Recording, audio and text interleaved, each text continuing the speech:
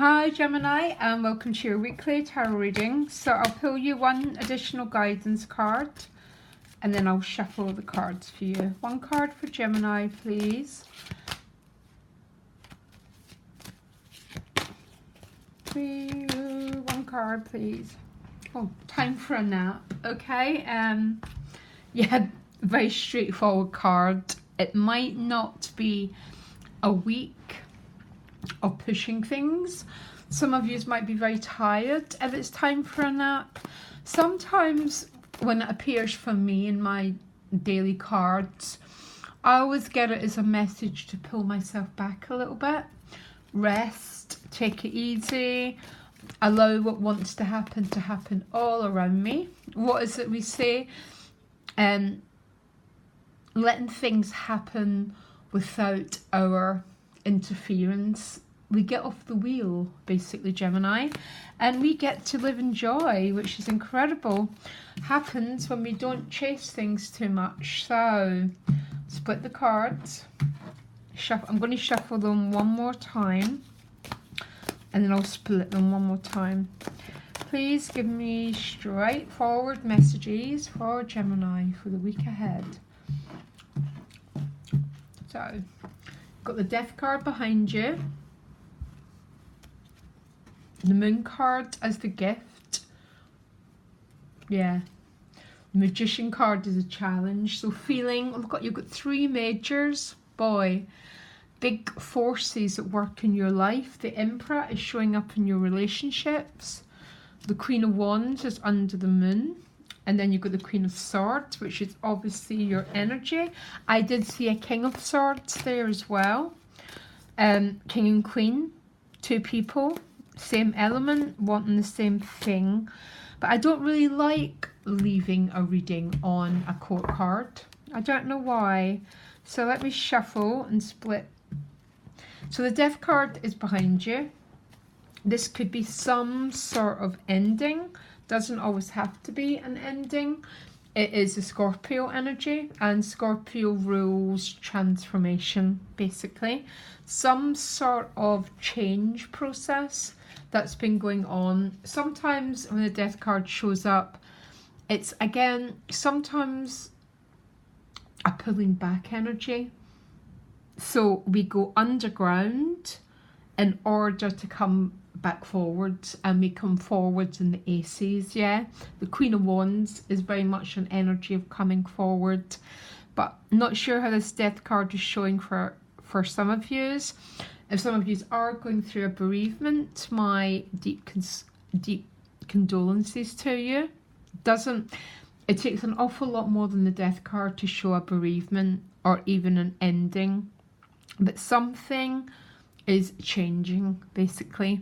The Moon card is the gift. So because it's the gift and it's with the Ace of Cups, this is very, very beautiful gift. It's almost like the potential is to be very, very, very much, I'm going to read the Ace of Cups as self-love. For some of you it's not, because there's quite a few people around. This could be a new love chapter. If not, it's about self-love and self-care, which is obviously what everything else in the whole world comes from. So some of you might be retreating a little bit into the Moon and the Ace of Cups in order to bring your energy back, rest, fill your own cup, basically, Gemini. We can't give to anyone unless our cup is full. So it all depends how this is showing up for you. The Magician is the challenge. So the Magician's a very male energy. This is all very, very receptive, resting, feminine. The male is the Magician as the challenge. So you might not feel able to fully charge ahead and own those four aces.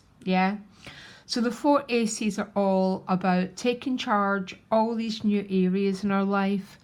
That's not where you're feeling the energy this week, Gemini. Your energy seems to be very much based on an awful lot of self-care and self-nurturement. Because the nodal axis is in Cancer, That's what we're all meant to be doing. We're all meant to be caring for our own self and then going forward from that position.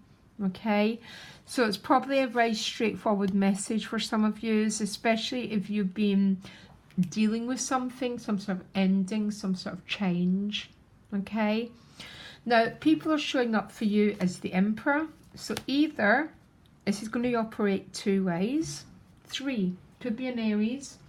Some people could be really taking the lead because the Emperor is Aries. He takes the lead, very controlling, but controlling doesn't have to be negative. It's just, this is where we're going and we're going.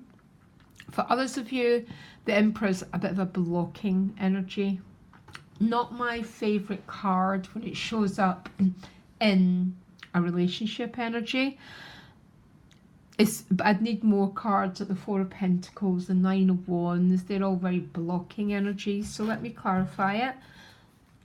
Who's the Emperor in Gemini's reading? It's definitely another person, look. But there's no blocking energies coming up. So the Two of Cups is obviously a card about relationships. The Emperor was first.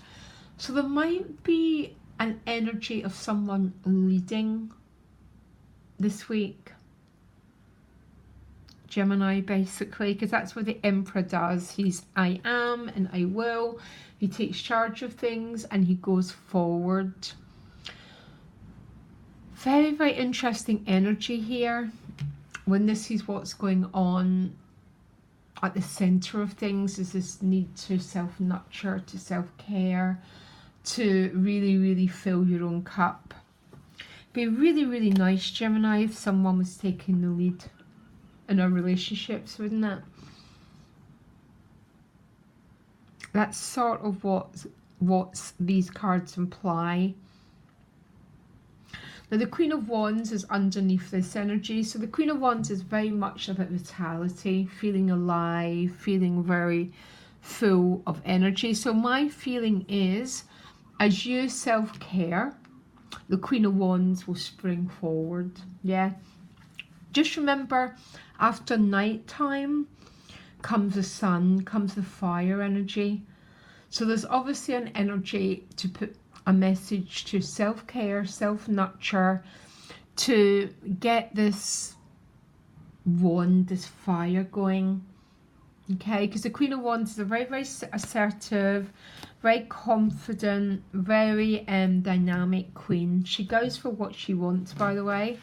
Again, for some of you, this could be the relationship dynamic because there's two fires people showing up here. But if not, this is you emerging from this place of needing to love yourself, needing to self-care, that sort of thing. The Queen of Wands is with the Empress. Two very beautiful, very powerful feminine energies, by the way. And they're right under the Ace of Cups and the Moon. So you're really, really tuned in, Gemini, to the heart, by the way. I would say the heart and your sense of personal magnetism, your sexuality. Very, very much awful lot of love going on here. And I don't know if that love is focused on yourself. I think it probably is, but the Empress and the Two of Cups tends to be energy that multiplies. It shares its energy with others. Very loving, very nurturing, very feminine energy. So I'm already getting a message about the need to relax, but this is also about the need to expand the love, okay? Now, the Queen of Swords came out. I did turn the deck and the King of Swords was there, which if any of you are dealing with a relationship, this is about two people who are a perfect match. Very, very unoften that you get the King and Queen of the same suite turning up. So this could be about two people who want the same thing. There could be the element of truth coming out. In their highest, the Queen and King of Swords are about how the truth shall set you free, okay? But we don't always walk about, including myself, at the highest vibration of a card. Sometimes are two people who are blocking each other completely, by the way. But because of the Six of Wands was there, which is triumph over adversity, yeah. For some of you, there's communication going on. There's some sort of dialogue. But the central message when I think of your energy is definitely about self-care. Don't push anything this week, Gemini, okay? Remember, we go in, we receive, we fill up our own cup, and then we give to others. I'm really intrigued what's going on in your relationship dynamics. So again, the Emperor can be a right blocking control energy, very frozen emotion. But there's no other card showing up that way. So it could be the energy of someone beginning to take the lead. Can you clarify what these energies are about? Yeah, you get the Imagine card. But the Imagine card isn't quite what you think it is. Actually, its message is, for some of you, there's been a little bit of a relationship, but nothing's been acted on. And the Imagine card is about, and the Emperor would clarify that. It's about a movement, it's an action, it's a yang energy. But this is coming from other people. And the center of your reading is very much based on nurturing your own heart, caring for yourself, because that's what solves everything. We become magnets, and there ain't two more powerful magnets for love than these two energies. And they're right under the Ace of Cups.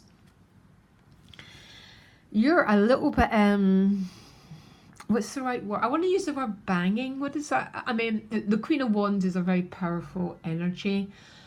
Very dynamic. Tracks a lot of energy. But combined with the Empress, it's like, boy, Gemini. It's like magnetism that is going on for you. And no wonder that will get the Emperor to take the lead.